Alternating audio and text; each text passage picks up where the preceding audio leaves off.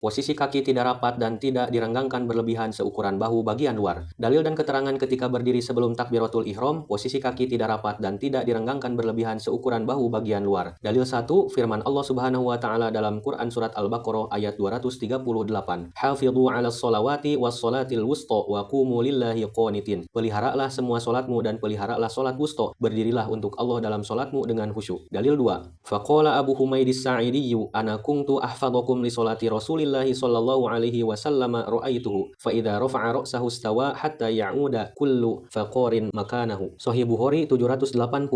Maka berkatalah Abu Humaid As-Sa'idi, aku adalah orang yang paling hafal dengan salatnya Rasulullah. Jika salat aku melihat, jika mengangkat kepalanya, beliau berdiri lurus hingga seluruh tulang punggungnya kembali pada tempatnya semula. Dalil 3. An Anas bin Malikin anin Nabi sallallahu alaihi wasallam qala aqimu sufufakum fa inni arakum min wara'i dhahri wa kana ahaduna yulziqu mankibahu bimankibi sahibihi wa qadamahu biqadamihi. Sahih Bukhari 683. Dari Anas bin Malik dari Nabi sallallahu alaihi wasallam beliau bersabda, luruskanlah saf-saf kalian, sesungguhnya aku dapat melihat kalian dari balik punggungku, dan setiap orang dari kami merapatkan bahunya kepada bahu temannya dan kakinya pada kaki temannya.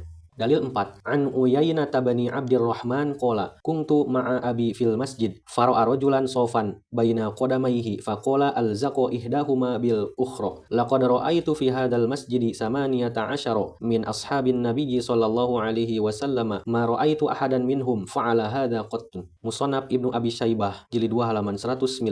Dari Uyainah bin Abdirrahman ia berkata, pernah aku bersama ayahku di masjid, ia melihat seorang laki-laki yang sholat dengan merapatkan kedua kakinya. Ayahku lalu berkata, orang itu menempelkan kedua kakinya. Sungguh aku melihat para sahabat Nabi Shallallahu Alaihi Wasallam sholat di masjid ini selama 18 tahun, dan aku tidak pernah melihat seorang pun dari mereka yang melakukan hal ini. Dalil 1, Quran Surat Al-Baqarah ayat 238, menunjukkan bahwa berdiri untuk sholat harus dilandasi karena Allah, yang harus dilakukan dengan khusyuk. Dalil 2, jika mengangkat kepalanya, beliau berdiri lurus hingga seluruh tulang punggungnya kembali kepada tempat semula, menunjukkan bahwa selain tegak, posisi punggung harus tumaninah. Dalil 3, kalimat, dan setiap orang dari kami merapatkan bahunya kepada bahu temannya, dan kakinya pada kaki temannya, menunjukkan ketika berdiri itu renggang, dan ukuran renggang dalam berdiri adalah seukuran bahu bagian luar. Dalil 4, kalimat orang yang menempelkan kedua kaki, sungguh aku pernah melihat para sahabat Nabi sholat di masjid ini selama 18 tahun, dan aku tidak pernah melihat seorang pun dari mereka yang melakukan hal ini, menunjukkan bahwa tidak ada atau tidak boleh merapatkan kedua kaki ketika berdiri dalam sholat. Kesimpulan dalil, lakukan berdiri dalam sholat karena Allah dengan khusyuk, berdiri tegak dengan tumaninah. Posisi kaki ketika berdiri adalah direnggangkan, tidak boleh rapat, jarak renggangnya adalah seukuran bahu bagian luar. Kesimpulan, posisi kaki ketika berdiri dalam sholat